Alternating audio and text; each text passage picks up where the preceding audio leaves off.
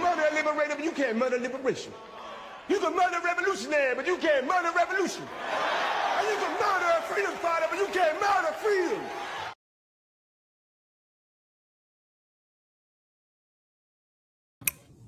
Hello, everyone, and welcome to the Art of Political Discourse. Let's get right into it. So they're saying that the number of casualties as far as U.S. soldiers go is, or it has surpassed over 600.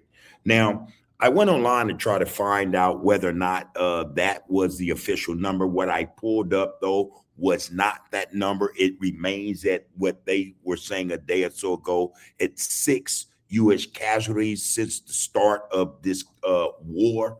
But there are too many accounts, and some I think are valid. Some, you take with a grain of salt. In terms of how many casualties, U.S. casualties in this war, though, based upon those channels or those threads I went and looked at and searched, it's over 600. So I'm wondering, when will the American government, the Department of War, acknowledge that this number of military servicemen have been killed in, the line of combat, to put it, mildly. Again, this is a situation where I think that the American government, the Trump administration, and also the Department of War, that would be Pete Hegseth, are not too keen, or not, they're not ready to admit that, hey, this is a pile of crap they stepped in. To say that over 600 casualties so far is a high number in less than a week. In less than a week, I think that they went and followed whatever instructions or guidance they got from the Zionist regime of Israel. They followed them blindly, because Israel was not going to tell them just what lie in wait for them. But it's obvious now they're finding out. This is crazy. I've been on, all these feeds, and what Iran is doing is unprecedented. It's unprecedented. And they're taking on the Middle East and anybody else who's willing to come and try to get some of what they got. The saying is, oh, you want smoke, we'll give you smoke. But Iran is giving, they're giving bombs and missiles. That's what they're giving. For the United States, where yesterday the United States had said that the possibility of putting boots on the ground is on the table. And I thought immediately, are you guys crazy? Are you guys crazy? It's just, it boggles the mind to think that the United States would be so arrogant to want to put boots on the ground when they're barely able to deal with the missile issue or the missile capacity of Iran. It's astounding. It's startling, actually. Boots on the ground would be their demise, because you actually do have a whole country that is up in arms, very upset about the murder or the killing of the supreme leader, a religious figure for Muslims all over the world. Now, to go into Iran saying, well, we're going to go in, well, it's on the table that we'll go in, we'll put boots on the ground, is hubris. I think it's just talk at this point. But because Trump is caught in another situation here in America that he's trying very hard to cover over or get out of the media limelight, the Epstein file issues, he's willing to do anything. And I wouldn't put it past him. I would not put it past Trump to say, hey, go on and send in 20,000. Let's see what that looks like, in a day or two. I wouldn't put it past him just to get the onus, the burden of his involvement with Jeffrey Epstein out of the limelight. And I'm telling you guys, that is dangerous. That is dangerous. Now, aside from that, aside from the number of casualties that's not being reported by the American government or acknowledged by the American government and media, they're in cahoots. It is something in and of itself. But then to speak as though you're going to put boots on the ground when you can't even deal with these missiles bombarding anywhere that you are in that vicinity, that area, that region. Again, that's startling. To hear that, it's just like, what are you talking about? Now, couple that with this. This war is happening, and it will continue to not just escalate, but expand. So the understanding is that Europe is, in a manner, twiddling their thumbs, thinking as to whether or not they want to get involved in this situation. They're thinking about it. France, France, oh my God. They're so gung ho. They want to jump in, into this fray. For what reason? I don't know. I don't know what their interests are in the Middle East, but I think I'm going to have to go look at that and find out. I'm thinking that most of France's interests, in terms of its national security or what they need to continue to propel its society, is in Africa, not the Middle East. I may be wrong though, but France seems to be gung-ho to go into the Middle East and assist those two countries, the United States of America, its military, and the Zionist regime of Israel, its military, in furthering the misstep that they made. Now, come on, France, we know you guys are pewy, you stink, but man, come on. You have to be playing or joking. You have to be.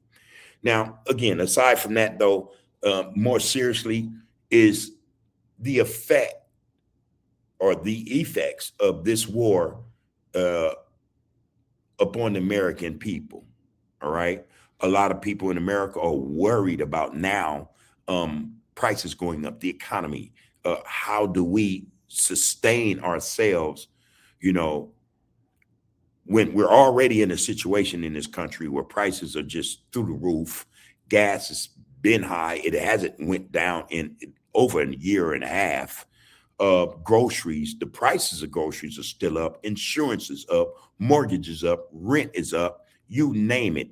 Anything concerning or dealing with the finances, the economy here in the United States, man, it's anything dealing with that, man, we know as American citizens that it's bad.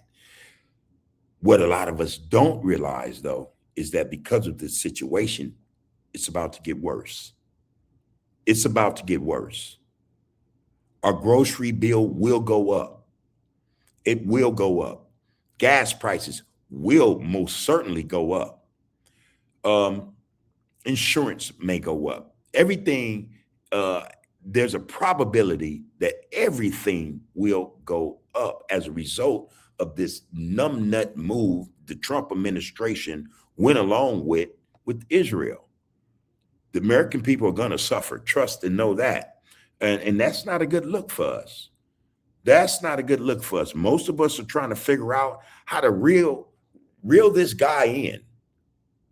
Bring him before the Congress, sit him down, shut him down before we feel the effects of this. And not only that, now, if this thing does get out of hand and it does escalate or expand into what a lot are predicting is World War III, then what does that mean for families here in America, their sons and daughters?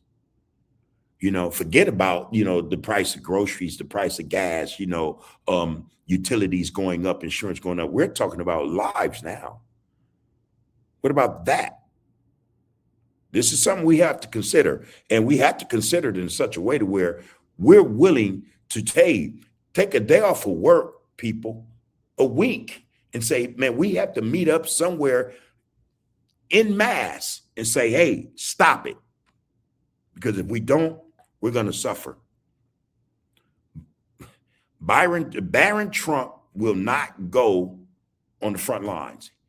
He will not be in that war whatsoever, and nor will any other billionaire's son or daughter. It will be our children, our families who will suffer the brunt of this. If we do not get a hold of this situation, we will suffer as a result of it. All right. That being said, I want to drop a clip. Iran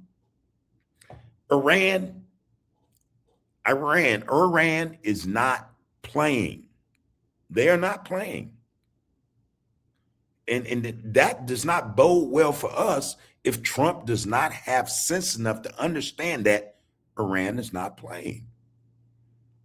We'll be the fodder. We will be fodder.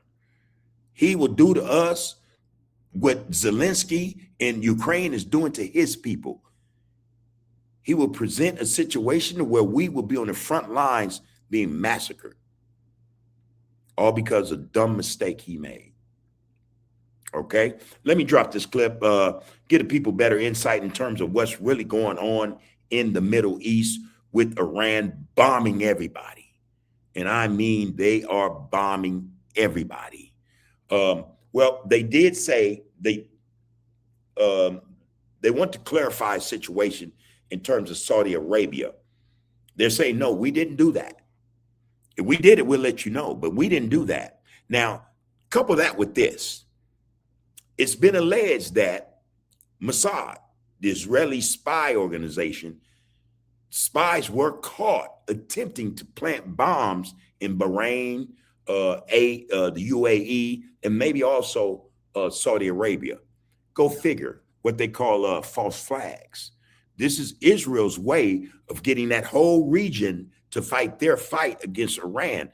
These guys are not knowing that Iran has been saving them from the wrath, the terror, the murderous terror of the Zionist regime of Israel for the last maybe 20, 30 years. They don't even realize this. Okay, but enough of me telling you guys what my opinion is, but here's something, to help you guys understand better what Iran is truly doing in this war. And by the way, this is courtesy of the Times of India.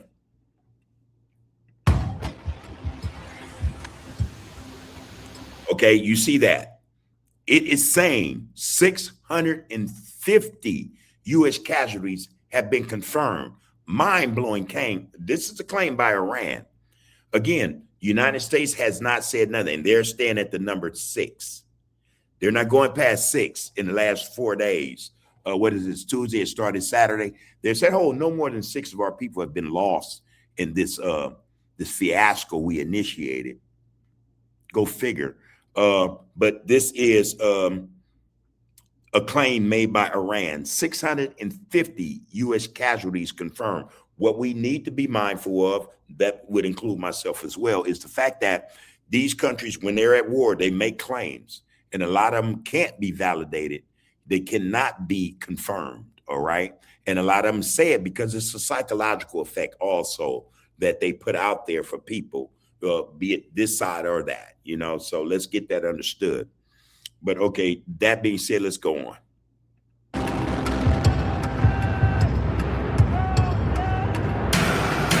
Missiles are flying.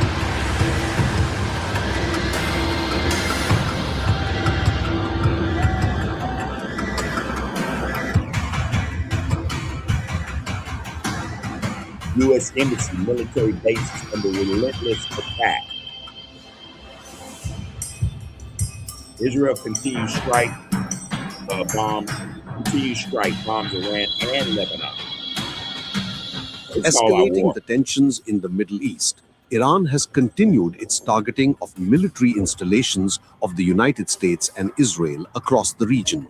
In a statement, Islamic Revolution Guards Corps IRGC spokesman Brigadier General Ali Mohammad Naini claimed more than 650 U.S. military personnel have been killed and wounded within the first 2 days of Iran's retaliatory Operation True Promise 4 by Iranian armed forces against U.S. military installations and warships across West Asia. In the first 2 days of the war, 650 American troops were killed and wounded, the spokesman stated on Tuesday.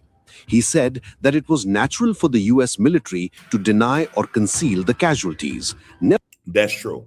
And that just does not go for the United States. That would go for Russia, Ukraine, Israel, anybody who are engaged in war against another country. The thing is to deny, to make like, okay, man, we're handling this, man. They can't handle us. They can't deal with us. We're too strong, but that may very well be the case. Denial by the U.S., or it could be also just an inflation by Iran to say that we're doing this much damage. It go either or. One thing is for sure, though, the truth will come out, right? Nevertheless, Iranian intelligence as well as all field reports confirm the toll.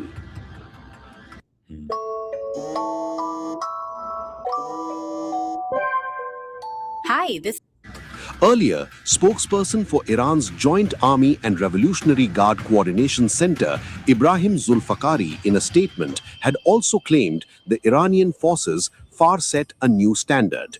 We exceeded the total of the 12-day war in just the past 48 hours by firing more than 700 drones and hundreds of ballistic missiles and defeating our enemies in interception, he went. You have to think about it. I think Iran learned a very important lesson in the 12-day war last year in June, going up against Israel and the United States. And that lesson was to, okay, if we're going to have this fight, if we're going to be at war with these people, let's give it to them. Let's not hold back. Let's not be reserved in how we want to send our message to the Israeli government, the Zionist Israeli government, and the United States of America. I think that they are saying, okay, like they've been saying, actually, you do this again, we're gonna step up the game and we're gonna show you, what for. And they are actually doing that. They stepped up and is showing the United States as well as the Zionist regime of Israel what for. And I think that has caught both parties, both them countries, United States and Israel, off guard. No one's surprised but the United States and Israel. It doesn't seem as though Iran is surprised in terms of how they're handling this situation. Went on. In the name of God, the most gracious, the most merciful, the 11th wave of Operation True Promise 4 was executed as a widespread and highly concentrated combined action. So there is True Promise 4, there is the Roaring Lion, which is Israel, and there is the Epic Fury by the United States. True Promise 4 is Iran. Everyone has a saying in terms of how they're going about this war, right? Is that the new theme in warfare, to have, a name in terms of how they handle warfare or how they attack, the enemy? Yeah. By the naval and aerospace operational units of the Islamic Revolutionary Guard Corps against American Zionist military targets on the third day of the terrorist enemy's aggressions against our beloved homeland.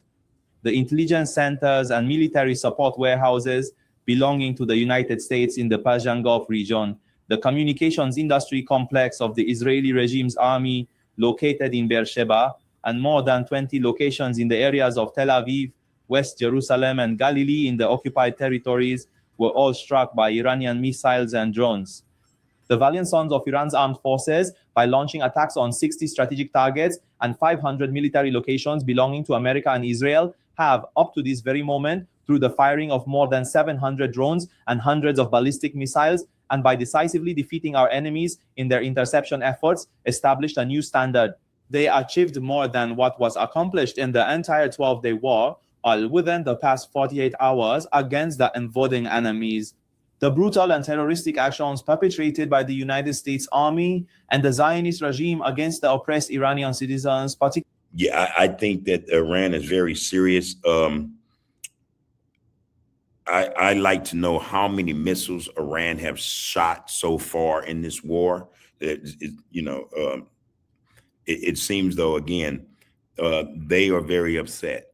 Particularly in their savage attack on hospitals, Schools, the National Broadcasting Organization, and various civil institutions will increasingly forge the determination to wage a full-scale war against adversaries within the armed forces of the Islamic Republic of Iran, and will significantly enhance the scale of our country's military engagements.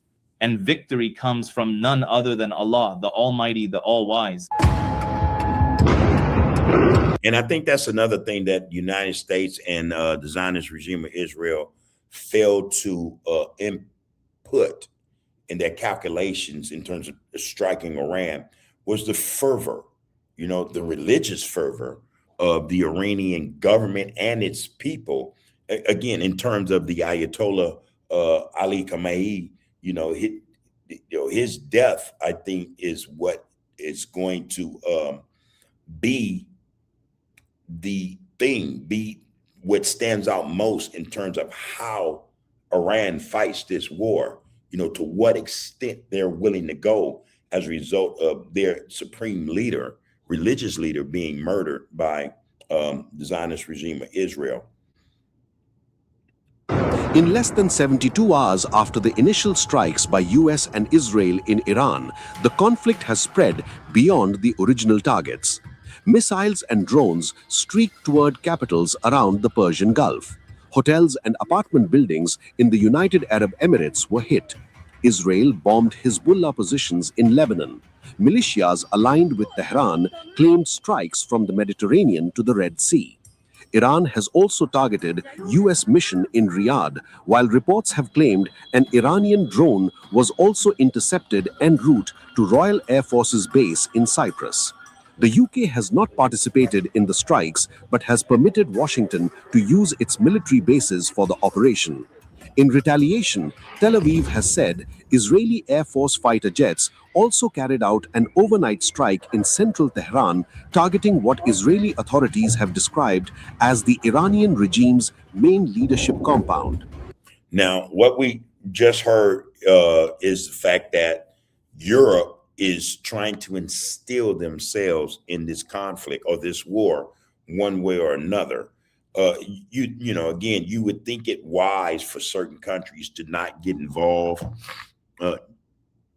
just yet, if at all, in this conflict or this war until they really understand what's going on. But, chances are most of them do. Most of them have gotten the phone call from Israel as well as the United States to participate, to assist, to help, to support, in some way, form, or fashion. And so this is the UK's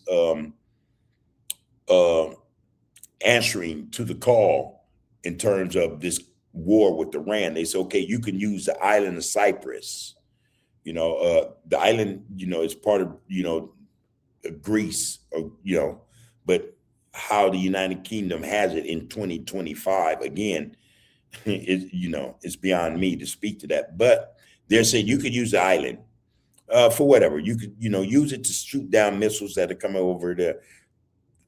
Do they not know that then that means they are involving themselves in this conflict, and that any assets they may have in the area or in the region are fair play? A lot of what's going on does not make a lot of sense, you guys. This, I think, is not something that should be played with. Again, we are actually in the process of World War III, and the involvement of European countries in this situation only makes the matter worse. It only escalates and speeds up full on out World War III.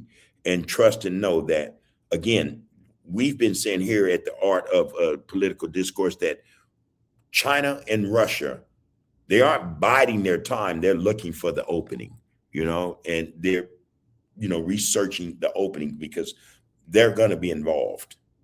They are going to be involved. And again, this will not help the American people in any shape, form, or fashion. In fact, any other people around the world, especially people who have to work and struggle every day to make ends meet, this is not good for us. All right.